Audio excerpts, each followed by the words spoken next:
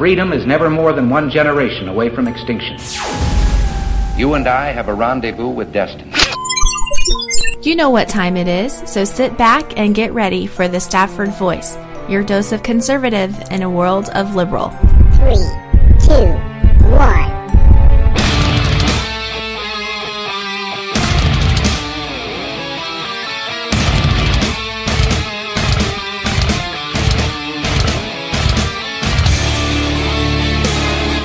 Hey, how are you doing? I am your host, Daniel Stafford, and you are listening to the Stafford Voice, where we are conservative in a world of liberal.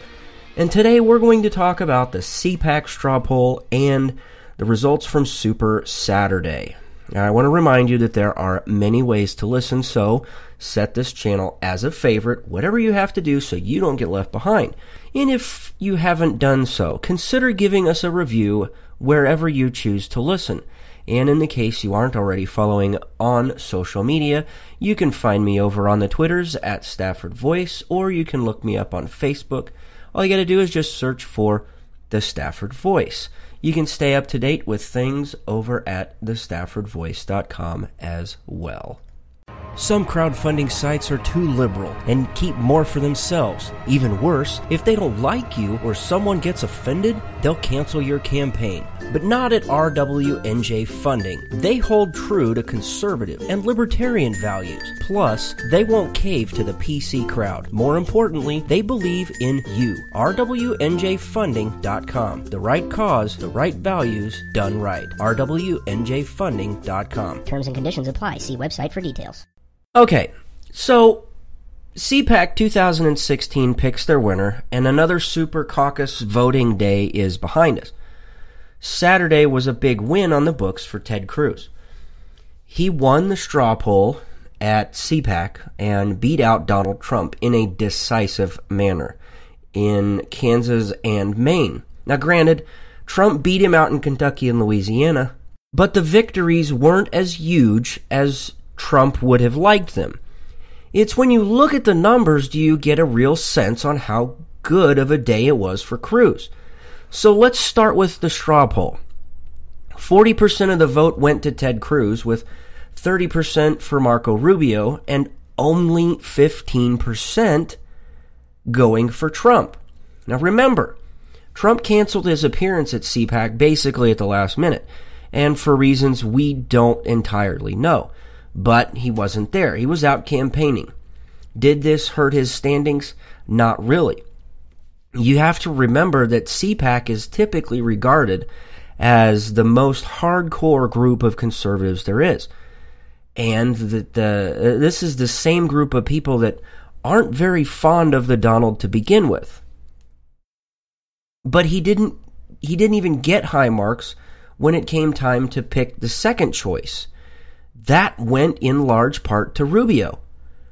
And that wasn't separated by all that much. Rubio was the second choice by 29%, while Cruz was at 26%, followed by Kasich with 18%, Trump with 9%, and Carson rounding out the top 5 with 7%. Now, let's look at the Super Saturday numbers. Trump was expecting to cruise to victory and win in big fashion. But that's not how it played out at all. And really, that's kind of what happens when and if you focus on the polls. And I think that's where Trump messed up. He thought since he was polling well in the states that were up for grabs, he was going to do huge. So how did he do? Well, in Kansas, Cruz won big with 48% to Trump's 23%. In Maine, Cruz won with 46% to Trump's 33%. Now, this probably came as a big shock to Trump, and I think that he thought he was going to win each state hands down. But even in the 2 states that he did win, he didn't win by all that much. In Louisiana, he got 41% of the vote, with Cruz claiming 38%. This should send a clear message to the Trump camp not to place all your bets based off of the polls. Now, going into Saturday, Trump was ahead in the polls by almost double digits. And in some polls, it was by double digits. What about Kentucky? Well, Trump walked away with 36%, while Cruz claimed 32%. Again, the same thing here as in Louisiana. Trump was polling well, but as we all know, polls don't always translate into real votes. Votes, that's what it's all about. Votes. In the end of the day, it's about who can get the votes and beat the Democrats. And to figure out who that person will be depends on the delegate count. And Kansas gave up 23 delegates for Cruz and only 9 for Trump. Maine gave 12 to Cruz and only 9 to Trump. While Kentucky turned over 17 for Trump and 15 for Cruz. In Louisiana, they got 18 each. All in all, not a good day for Trump. Not a great weekend at all for the Trump camp. Now, this brings the total delegate count as of right now to Trump having 384, while Cruz is right behind him with 300. This race is long from being decided. To become the nominee, a candidate needs 1,237. And we're not even close to that number right now. So don't believe all of the hype when everybody out in social media or the mainstream media per se is out there saying that Trump is the guy, he is the only win, he's the only way we can win this. Don't believe the hype.